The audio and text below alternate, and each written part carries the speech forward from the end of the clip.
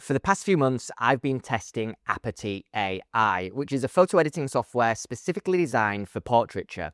It's owned by Skylum, which is a company behind Lumina Neo, a photo editing software I've been waxing lyrical about for around about a year now. So I want to take you through a real-world editing session and we can find out exactly what this software can do. Let's jump into it. So I've got an image here that I took of a model in Oaxaca, Mexico. She's given me full carte blanche to use all of the tools that's in Aperty just to show you what the software can do and see how diverse it is in terms of features. First thing I want to do is, you'll notice in the background of the image, there's some objects that are just distracting and taking away from the subject. So I'm going to test out Aperty's object removal tool first and foremost. So I select it here in the top hand menu and I'm going to take that numbered sign out first.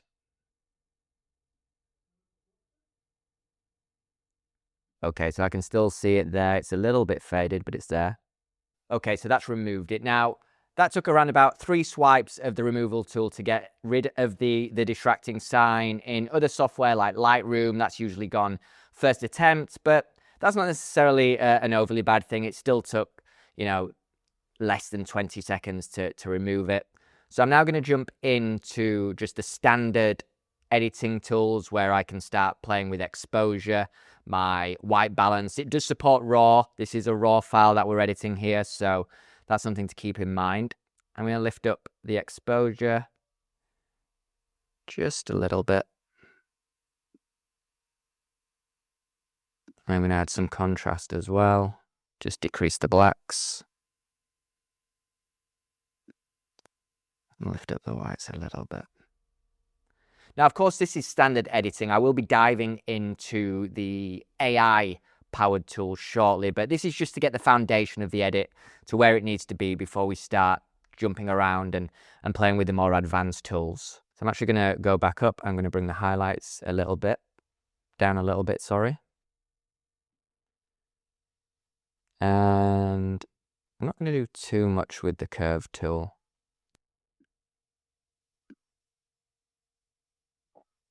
Vibrance and saturation, I think, are fine. I'm going to actually maybe reduce the saturation a little bit and just pump up the vibrancy, just a little bit. Remember, if you're not sure of the difference, vibrancy tends to target local areas which could benefit from a bit more power, whereas saturation just hits the full image, and that's where you start getting those over-processed, unnatural-looking kind of too colorful shots that you'll see on the internet. I'm going to jump into the HS tool. I would like to kind of change the hue of the green in the background more towards kind of a greeny blue. I'll bump up the saturation for that. Yeah, I like that. It just gives a little bit more distance. Obviously, my subject's wearing darker colors, and then the vibrant background is doing its job of keeping the distance and separation between subject and background. Okay, and now we're going to jump into the localized masking tools, and this is where Aperty is using AI because it allows you to target specific areas of the subject. So you'll see first here we have a blemish removal tool. Now, this subject's got wonderful skin, but as I say, she gave me carte blanche to just test everything and use her appearance as a guinea pig to see what this software can do. So I'm going to jump in a little bit closer to the subject. So the blemish tool should remove any kind of spoils on the skin, which we all have, but we don't see really many here. So if you see here, I think this is a good example. I'm just going to lift it up. Here on the chin, there's just a small freckle, which I personally wouldn't remove. I'd keep it there. But for those that are being asked to remove things like that, doesn't completely remove it, but it does reduce it. So if we just zoom back out,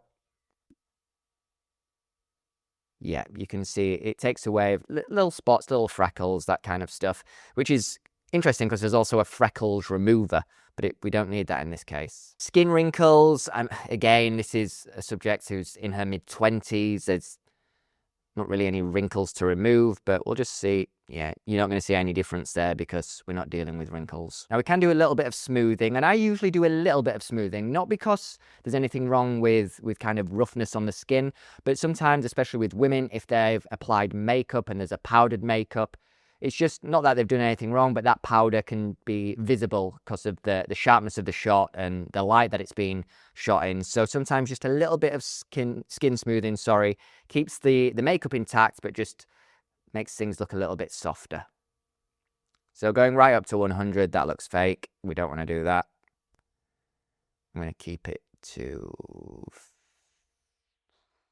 20. Now the dark circles removal, so that's darkness under their eyes, and we can see a little bit of shadow here, but that's, it's not something I would ever remove normally. But if we just, as you can see, that works incredibly well.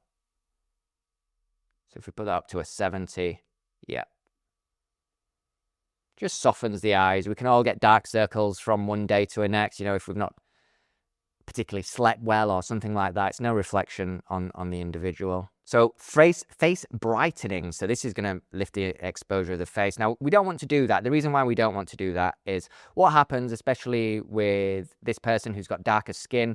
If you start putting the exposure up, they lose that color in their skin, and that's part of their identity, and we really want to be careful not to remove that on all types of people from all walks of life. And now we're going to jump into the eyes. So what I would do here normally is I would lift up the eyes just a little bit, so we can add some flare.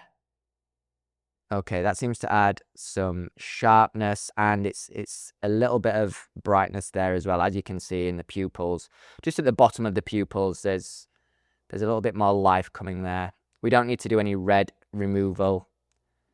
We can whiten the eyes just a little bit, but not too much because we don't want it to look fake. And then eye enhancement. Okay, that really brings up the exposure. Now I'm just going to zoom out for that because that'll give me a better idea of how the eyes are balancing with the rest of the frame. Yeah, so we can kind of push that and we're still getting a natural look. So I just want to show you where we're at now with the image. So we started with this and we're here.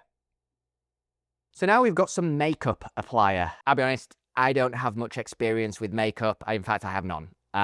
So me applying makeup is a bad idea for anyone, but we'll see what we can do. So I imagine we can add a little bit of color into the cheeks here with the cheeks blush. Yep, you can see they're getting redder. Add a little bit in there.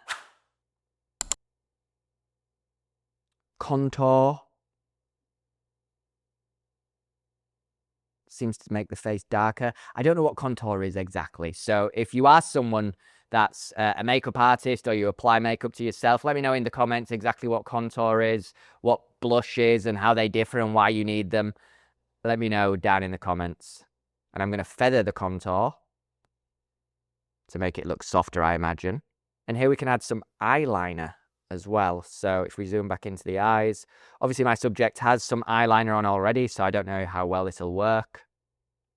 Oh no. So it's those little pixie flicks. I've seen them, and you can change the hue of the eyeliner. That doesn't look that bad actually. And then eyebrow enhancement. So I think this is going to make the eyebrows look thicker, which it does.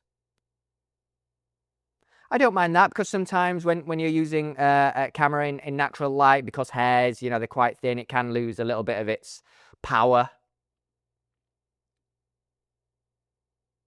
But I don't want to do that too much. And I'm going to reduce the eyeliner as well. Okay, so lips, we can add some more color into the lips. And we can go quite deep red if we want. But I don't want to go too much. I don't want the saturation to be too high. So I'll just do a little before and after again. Just going to go back up to the eyes. I feel we've enhanced them just a little bit too much. Just going to take it down from a 60 to a 45. There we go. I'm much happier with that. So we're going to jump into the next one. And this is where I would normally never use this. It's the Reshape tool. I don't use this because I believe that an individual is who they are, and, you know, I would much rather find ways to make them feel more comfortable in their own skin with my camera rather than go into post-production and start thinning out their body and their face. And again, wouldn't do it for this subject, nor would she usually ask me to do that. But again, I've got carte blanche, so we are going to do it. So the first one is face slim. And that just makes the face a little bit slimmer, really. And it does work. But, you know, sometimes it could be okay to do this if you're using a specific lens and, you know, you've got a little bit of distortion, but really, okay, we'll leave it at 30. Eye shape. Let's see what happens here. So this just makes the eyes bigger. You've got eyebrow arch. Says you're going to change the shape. Oh, no, absolutely not. Eyebrow position. I want to raise them or lower them, thin them. Again, the subject's got great eyebrows, so there's nothing that we have to do here, but you can see what it does. Look, there are certain scenarios where the gig asks for this. You know, if you're working in fashion magazine, sometimes there are requests where some light alteration of the subject's body type is required, and the model knows going into the gig that that's going to be a part of it. But for normal portraiture, really, again, it's not something I would do. So I'm not knocking Aperty for having this functionality, and yeah, it is going to be good for some photographers in some industries, but just not for me. Just not for me.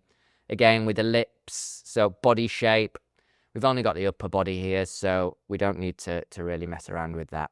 Now let's jump into the creative tab. Now, one thing I like to do, just to separate subject from background a little more, is just slightly decrease the background brightness. And you can do this here in Aperty.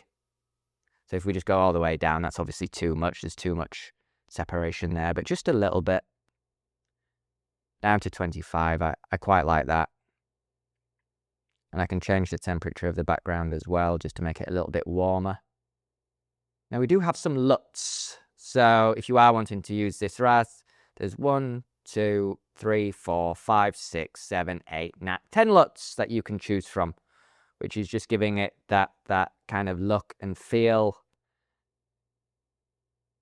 I am going to choose one for the sake of the edit. Oh, I quite like Manhattan. Long Beach is too warm. Grace is too cool. Beijing or Manhattan? I'm going to go Beijing. I like Beijing. And you can add some fill grain, which I like to do. I don't want to go too much because that happens, but just a little bit of film grain just to give it that old school retro look. You can add vignette, which you'd expect. Again, I don't want to do too much. That film grain needs to come down a little bit to a 10. Now, there are some presets as well that you can find in Aperty, and there's Colors by Julia Trotti, which she's a photographer and YouTuber. You should check her out. I'm sure you have already. She's very popular. And let's just see what we've got here. Okay. Yeah, those aren't for me personally. But you have got presets if you want to do that. And yeah, that's it really. I'm going to jump back into the main tab. I'm just going to take the highlights down a little more. And I think we're there.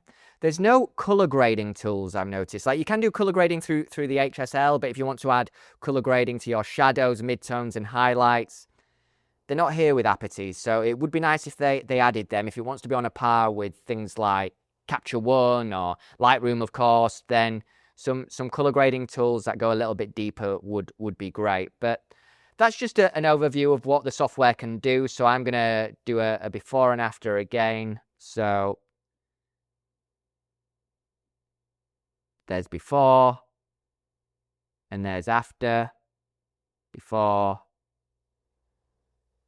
and after. So you can certainly get more power out of your edit with Aperty.